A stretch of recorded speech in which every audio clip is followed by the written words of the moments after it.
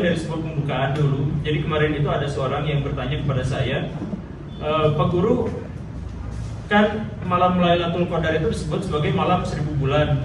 Jadi seandainya saya menjomblo di malam Lailatul Qadar, apakah saya menjomblo selama 1000 bulan?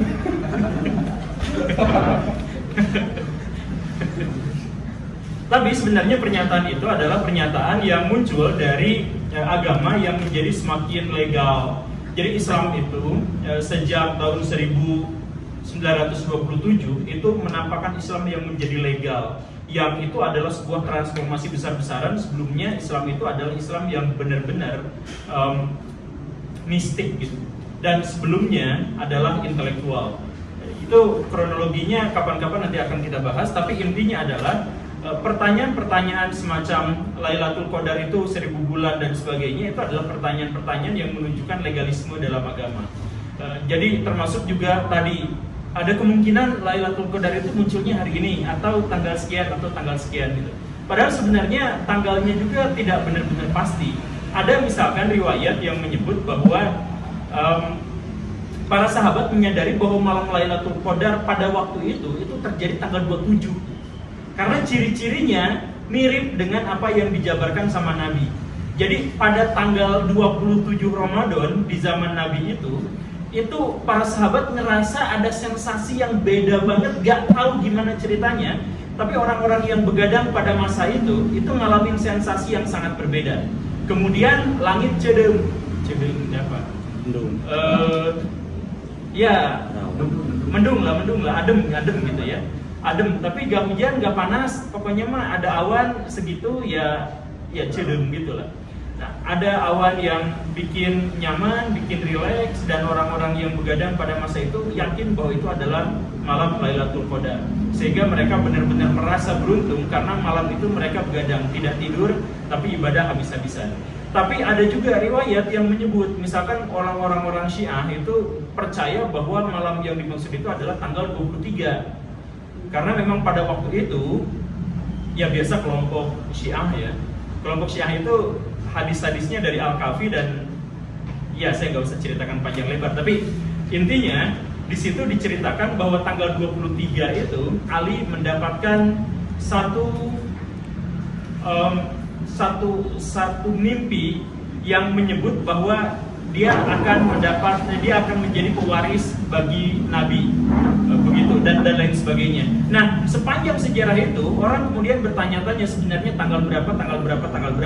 Nah, yang jadi masalah adalah bahwa sebenarnya para sahabat dan generasi-generasi awal Islam itu gak pernah nyirian tanggal berapa. Yang mereka lakukan adalah 10 hari terakhir atau 7 hari terakhir atau 5 hari terakhir mereka habis-habisan beribadah dan mereka tidak tidur di malam hari karena fokus pada ibadah. Jadi intinya itu adalah ibadahnya, bukan intinya itu adalah nyari tanggalnya. Dan ibadahnya ibadah yang seperti apa? Nah, ibadahnya juga sebenarnya ternyata bukan ibadah-ibadah legal gitu. Kita tuh selalu berpikir Islam itu adalah ibadah yang legal, kemudian mempertimbangkan pahala dosa dengan cara tertentu gitu. Padahal sebenarnya nggak seperti itu juga. Saya lupa mau ngomong apa tadi. Tapi intinya beginilah. Kalau misalkan contoh yang legal itu atau contoh yang tidak legal itu sama seperti pernyataan Ali yang pernah juga saya paparkan di zaman dulu itu. Jadi begini, ada seorang mualaf yang baru masuk Islam. Kemudian di bulan Ramadan dia mau datang ke Nabi, tapi karena dia berasal dari Yaman atau dari daerah Gurun Najd, saya lupa dari mana itu, tapi daerah pedalaman gitu. Dia nanya kepada Nabi di Madinah, perjalanan jauh, pas sudah sampai di Madinah Nabinya sudah meninggal.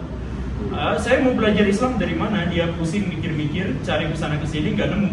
Akhirnya dia fokus saja lah. Saya mau pulang lagi, tapi saya mau berislam dengan cara yang sesederhana yang paling mungkin bisa saya capai, gitulah.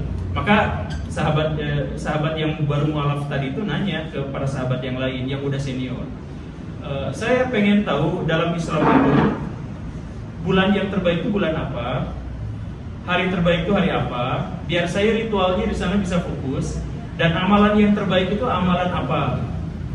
Nah itu para sahabat itu menjawab dengan kompak. Nanyanya tuh sebenarnya satu-satu, kesini, pokoknya ada orang lewat ditanyain gitu. Nanyanya tuh amalan yang terbaik itu apa, bulan terbaik itu apa, hari terbaik itu apa. Dan para sahabat dari mulai Abu Bakar sampai Umar sampai Abu Dzar semuanya kompak menjawab. Hari terbaik itu adalah hari Jumat, bulan terbaik itu adalah bulan Ramadan, amalan terbaik itu adalah sholat. Kecuali Ali. Tuh langsung. Ternyata Ali menjawab dengan jawaban yang sangat berbeda. Menurut Baraya ini siapa yang benar dan siapa yang salah? Apakah para sahabat mayoritas atau Ali? Menurut Ali, amalan yang terbaik itu bukan sholat, tapi yang diterima. Ya, sholat juga kalau nggak diterima ya rugi. Nah ini puasa juga kalau nggak diterima ya rugi juga, kan nggak baik juga. Lapar-lapar gitu. Kemudian bulan terbaik itu apa? Bulan Ramadan. Para sahabat semuanya kompak jawab itu. Tapi Ali menjawabnya tidak. Bulan Ramadan seperti sekarang itu bulannya biasa-biasa aja, nggak ada keistimewaan apapun. Ini Lailatul Qadar juga nggak ada keistimewaan apapun, biasa-biasa aja. Yang membuatnya menjadi sangat luar biasa itu adalah karena bulan terbaik itu bukan bulan Ramadan, tapi bulan di mana kita melakukan kebajikan jauh lebih banyak daripada kejahatan. Jadi kan setiap hari kita melakukan kebajikan dan kejahatan ya, silih berganti. Kita tiap hari itu melakukan seperti itu. Bahkan seringkali kebaikan dan kejahatan itu bercampur. Nah, jadi bulan terbaik itu adalah bulan di mana kebajikan kita itu jauh lebih banyak daripada kejahatan yang kita lakukan. Nah, dan hari terbaik itu bukan hari Jumat. Kata siapa hari terbaik hari Jumat? Banyak pak hari Jumat yang melakukan maksiat juga. Nah, hari terbaik itu sebenarnya adalah hari di mana kita meninggal dalam kondisi yang paling baik. Jadi kita berderma paling baik, kita menutup hidup kita itu dengan klimaksnya itu adalah sesuatu yang baik. Maka kita meninggal di hari itu adalah hal yang paling baik.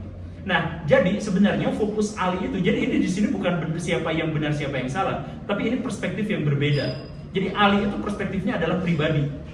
Ngapain kita nungguin bulan Ramadan? Ngapain kita nyari-nyari malam Lailatul Qadar? Yang paling pentingnya sebenarnya bukan malamnya Lailatul Qadarnya kapan. Yang paling pentingnya itu adalah kita ngapain hari ini. Yang paling pentingnya itu adalah apakah amalan-amalan kita selama ini itu baik? Apakah amalan-amalan kita selama ini diterima? Apakah kebajikan kita kepada pihak lain itu ikhlas atau tidak? Apakah kita ini selama ini bermanfaat kepada orang lain atau tidak? Apakah kemanfaatan kita kepada orang lain itu ternyata cari sensasi, cari keterkenalan, cari duit saja, atau misalkan kita memiliki motif yang lebih spiritual dan sebagainya? Itulah yang paling pentingnya gitu. Jadi mendingan dua pendapat dari para sahabat dan Ali itu mendingan kita gabungkan saja. Bulan Ramadan itu kita jadikan sebagai momen di mana kita melakukan hal-hal yang paling baik secara maksimal dan menghindarkan hal-hal yang buruk secara maksimal juga. Jadi kita beribadah kepada Tuhan dengan cara memberikan kebaikan sebesar-besarnya kepada makhluk-makhluk di bumi, kepada manusia.